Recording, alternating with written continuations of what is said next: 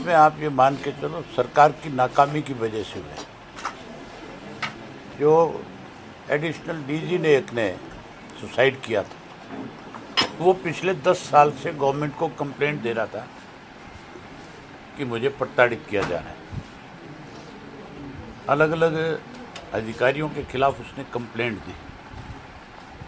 समय रहते हुए सरकार अगर उन पर संज्ञान लेती और उस पर अगर ठीक ढंग से कोई कार्रवाई करती तो फिर इस तरह की नौबत नहीं आनी थी। जो कल एक एएसआई ने सुसाइड किया, उसने भी उसी तरह के आरोप लगाए हैं कि हमें भी प्रताड़ित किया जाता है।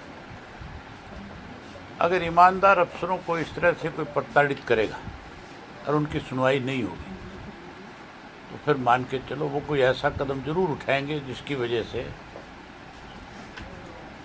उनकी बात को पूरा प्रदेश सुन सके, देश सुन सके। ये बहुत दुर्भाग्यपूर्ण है कि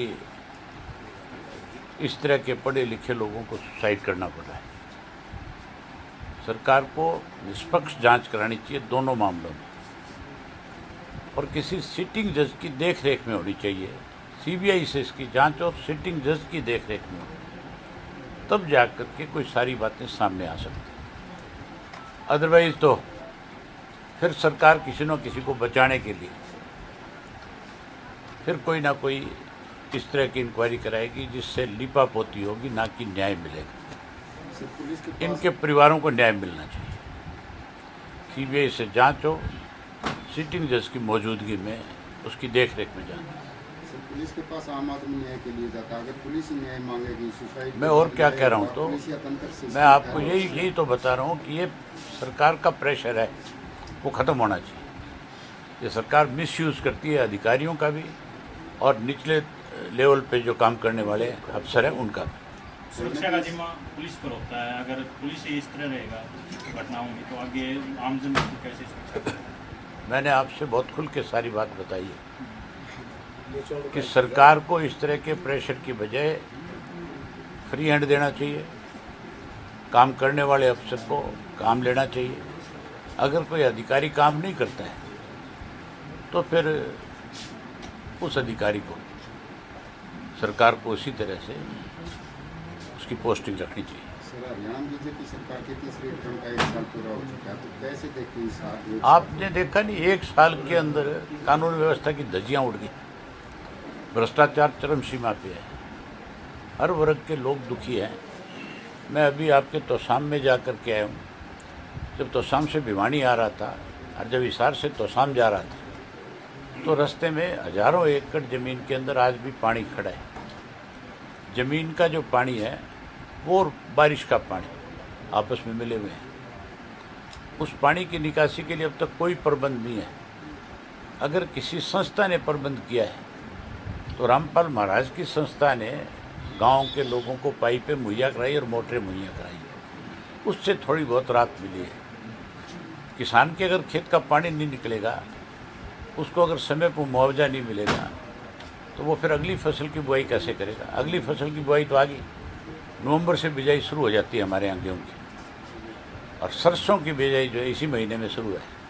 किसानों की फसल की बिक्री नहीं हो रही, जिसका कदम बता के बाजरे नहीं खरीदा जाएगा, कपास नहीं खरीद जाएगी। सरकार 1 लाख क्विंटल जो है बाजरा आज भी झज्जर की मंडी में पड़ा, जाके देखा।